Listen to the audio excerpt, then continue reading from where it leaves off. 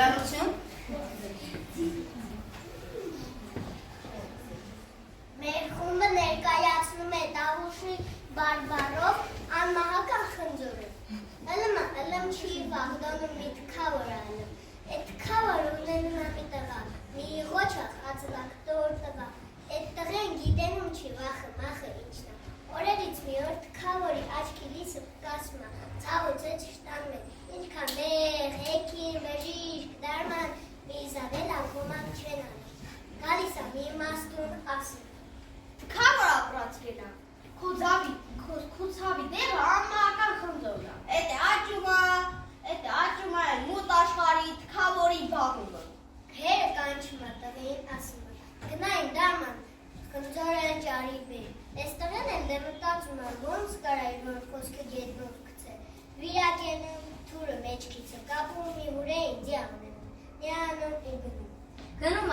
հասնում մի 1000 տարեկան կաղանքու, տակին տեսնում մի ֆոր, մտածում է, կա չկա, մութնաշխարհի ճամփեն դեսն է։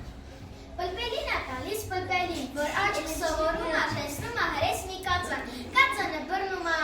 գնում է, հասնում է մի թագավորություն։ Մտիկ է անում նայում ամենամեծ շելիկը որն է, ու գտնում է թագավորի պալատը, թագավորին գլուխ է տալիս, ասում։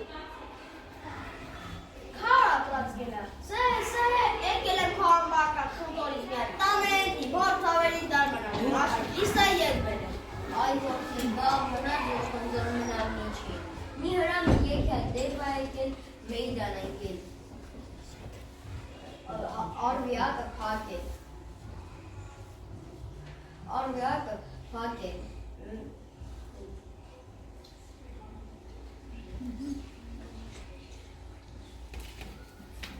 Շարունակում է։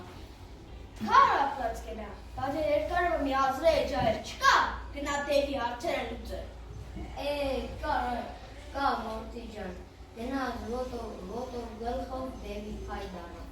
Ես կգնամ թաքավոր ապրած կենա։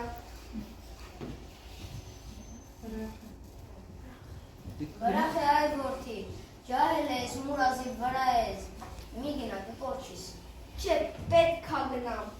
Գնում է դեպը, մտիկանում մտածում, վահ, թազա ջահել, համով թիքա եկավ, այս ջահելն ու դեպը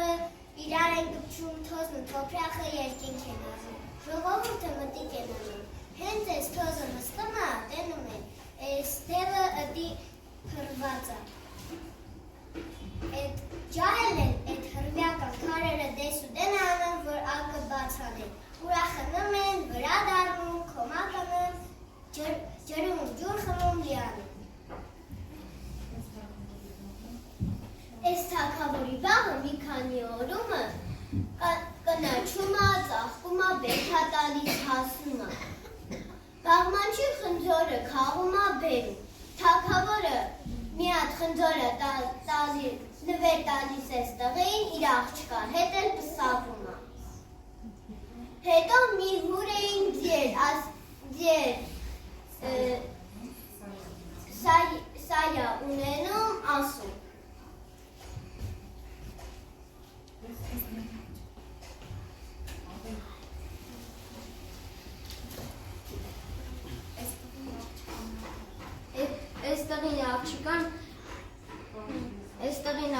Այս աղջկան տար լիս աշխար, իրան ձիու մոտ։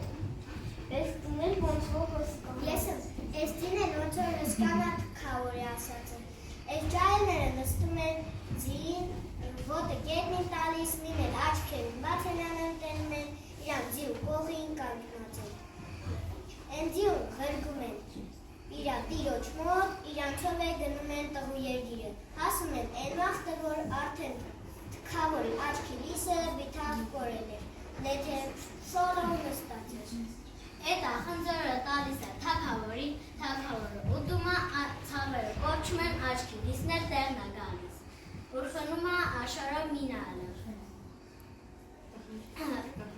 Տղի ու աղջկա ճակատել պաչը։